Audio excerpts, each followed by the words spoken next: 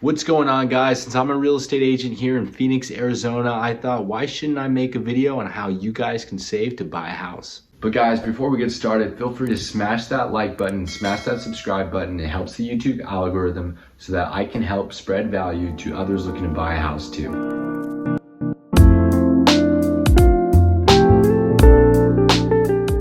Okay, so I hope you have a pen and pad. You might want to take notes. First things first, we're going to take a look at lender requirements. And of course, they're going to take a look at your credit score.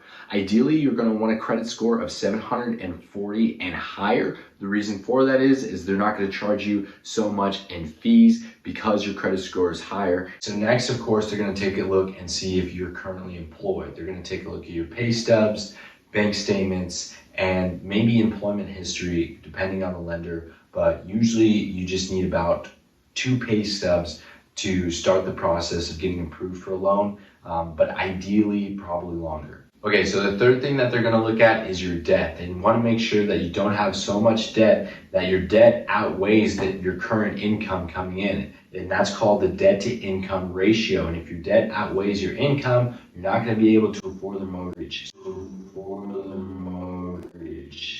A car loan, things like that, try to pay that down as much as possible. Credit cards, pay that down as much as possible because they will look at your debt to income ratio to make sure that your income is more than your debt.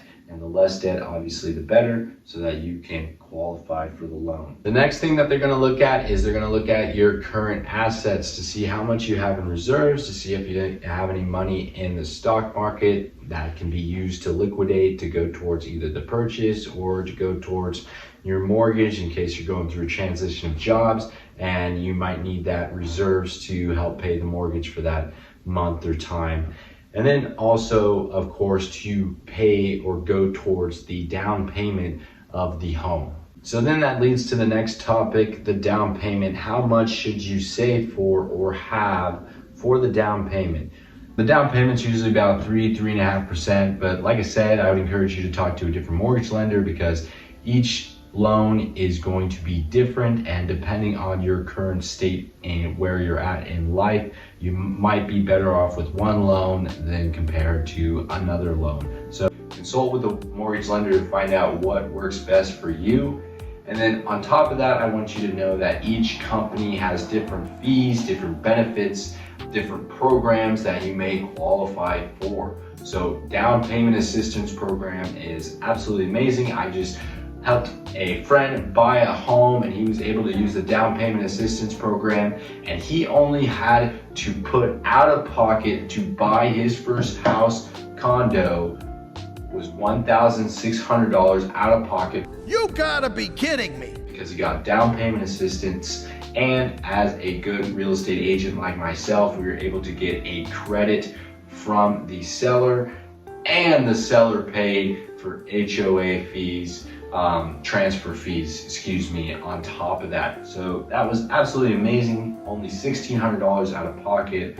What a screaming deal to be able to move into your house for only $1,600. Absolutely amazing. So consult with the lender to see what programs work best for your certain situation. All right, so how can you personally save for your home? And honestly, I think the first thing that we really need to understand is budgeting.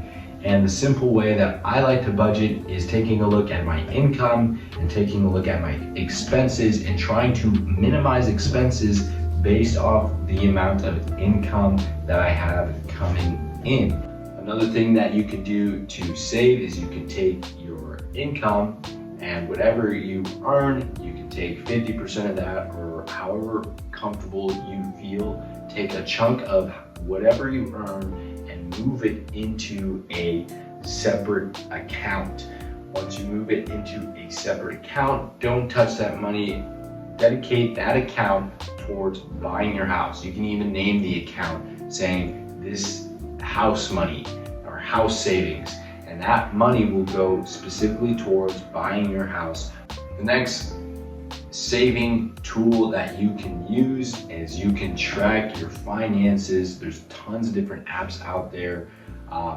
Maybe your bank already has on their app where you can track your spending. I know BECU does. You can see which how much money is going towards food, how much money is going towards auto insurance and things like that. All in all, when it comes to saving, it's going to take sacrifice. You're going to have to make sacrifices to minimize your expenses. That is the name of the game, to lower your expenses as much as possible. And if you're currently renting right now and you're trying to save for your house and you're young like me, and you're looking to buy your first house, maybe ideally you can move in with a roommate, or you might not be young, but you can still have the availability to move in with a roommate, and that will allow you to cut your rent in half, because then you're splitting it 50-50. And try and stay with your roommate for as long as possible, because then that lowers your monthly rental costs and you're splitting pretty much everything in half. And the less money you spend on rent and whatever else you split with your roommate, the more you can put into your house fund. So then that way you can save more money in the long term, and now you have your job, now you're paying less monthly, and then you have more going into your house fund, and then it's just exponential growth from there. So then you're just compounding your money to allow you to save more to go towards your house. Guys, if you find value in this video, smash that like button, subscribe for more videos to come, and leave a comment if you have any questions. I'll see you on the next video.